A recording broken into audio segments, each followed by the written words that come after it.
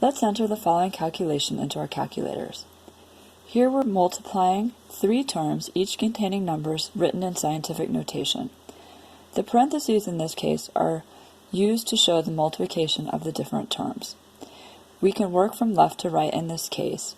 Numbers in the numerators of each term are meant to show multiplication. Any numbers in the denominator of a term show division. To start with, we'll enter the 5.1. Again, this is in scientific notation, so we'll use the second function EE key to enter the exponent, 2. Now we want to divide that by 10 to the 4th.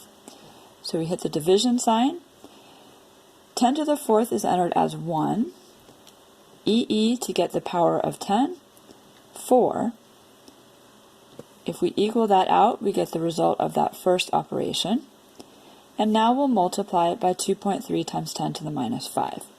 So the times symbol, 2.3, again, second function EE to get the power, negative sign, 5, and then hit the equal sign.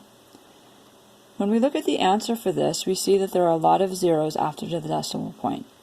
To put this into scientific notation, we can use second function SCI, move over to the SCI function, hit enter, and we see that our answer is 1.173 times 10 to the minus 6.